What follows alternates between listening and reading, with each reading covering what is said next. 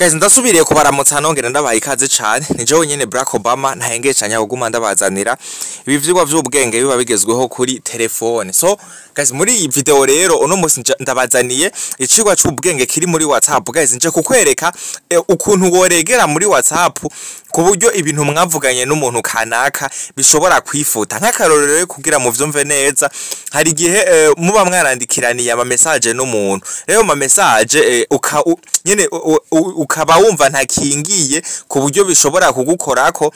Rero ayo message ntari buyafuta uyo muntu. Rero ngoma ndakwereka akantu wokora muri WhatsApp yiwawe kuburyo ivyo bintu mwavuganye, ivyo bintu ufitiye ubwoba bizokwifuta utarinze kumubwira ngo abifute.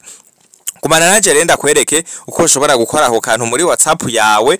So ariko imbere yuko tubandanya guys, nagoma ndagusaba wanze ufyonde kuri suivre canke follow aho haruguru impande y'izina, uje ufyonda jeme utibagiye gusangiza abandi ikicigwa. Guys, ibi vyigwa tubaha n'abantu benshi baba bavyipfuza. Rero iyo usangije abandi ikicigwa n'abandi baca bagira ko babona ibi vyigwa vy'ubwenge, nibo banze mu bifashe. Rero hama tubandanye n'akatrike k'ubwenge nabateguriye.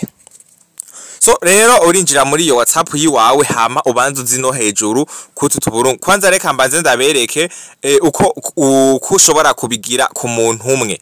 Okay, nk'akarorero rero kugira ubanze umenye mu banwanyi ufise ko hari umuntu yagashizemwo, n'umunwanyi wese uzobona hariko akagasinye kuri profile yiwe. Aka kantu ndibaza murakabona, aka kameze nk'isaha.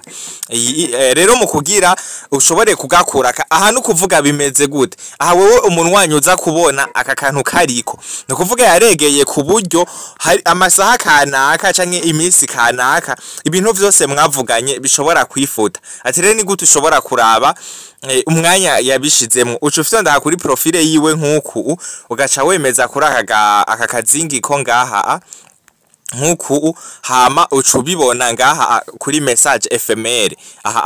Rero aha no kuvuga wewe yashizeko iminsi 90 no kuvuga nakeka na amezi 3. Amezi 3 aheze ibintu mwavuganye bizoce vyifuta. Rero hari gihe abari n'umunwanyi udashaka yuko ibintu mwavuganye vyifuta. Mu gihe hari umunwanyi ushaka yuko ibintu muvugana bitifuta, ucufyona ngaha kuri désactiver ukagakurako. Ano kuvuga yarabishizemwo nawe urabikuye. Munkurikirane neza 5 kuri 5. Okay, wewe nawe rero n'umuntu mwavuganye ibintu ushaka yuko bizoca vyifuta, aho naho uburyo ushobora kubigira urinjiramwo nk'umu contact kanaka, dufate n'uyu ungaha ufyondemwo nk'uku, hama ucuza kandi kuri ka kazingi nyene ngaha nk'uku, hama ucuza ahantu handitse ngo message ephemeral. Nakangaha uce winjiramwo. Ubona yuko biba biri désactive. Wewe rero urahitamwe habaraguhitishamwo ibintu mwavuganye vyifute mu masaha 28 canke vyifute mu misi 7 canke vyifute mu misi 90. Wewe rero urahitamwo ushaka yuko vyifuta haheze amasaha 28 ucu ufyondamwo ngaha nk'uku, ugaca wiviramwo tayari. Ubuhejeje murabona yuko haca hajako kagasinye kuri profile yiwe. Aha rero kandi kantu ngaha uje ino hejuru kuri parametre. Guys, ntimwibagire gusangiza abandi ikicigwa c'ubwenge, kandi ndanabashimira ukuntu muguma mudushigikira. Hama rero winjire ngaha kuri parametre nk'uku, hama ucuza ahantu handitse confidentiality. Wemeze ko nk'uku, hama ucuza hepfo. Guys, aka option ndibaza murakabona, cadre avant disparition.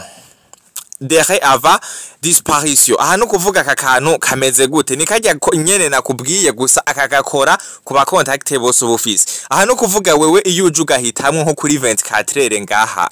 Okay, ugahitamo kuri 24. No kuvuga abanwanyi bose ufise ibintu vyose muvugana après 24 bica vyifuta. Guys, akantu mukumve neza, wowe uze kuraba ko kanari mwi wawe mu gihe wumva utagakeneye ugakureko, kuko hariho umuntu usanga muvugana ibintu utabukeneye ko bifudika. Wewe usanze hari mwo kamwe muri ubu ukaba utagakeneye, mu kugakurako ucufyonda ngaha kuri no. Ngaha musi ugashira ngaha kuri no, ubikuyemo.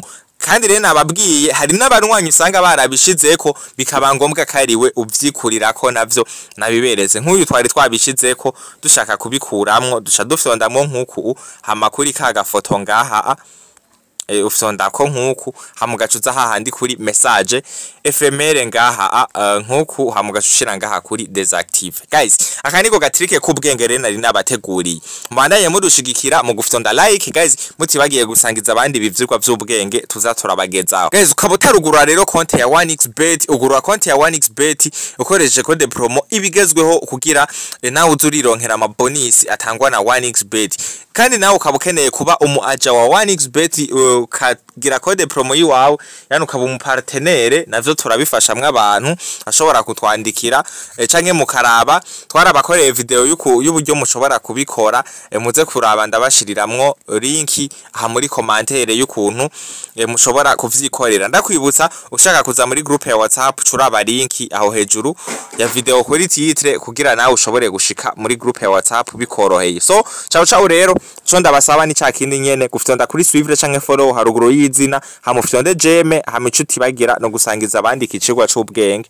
So ciao rero.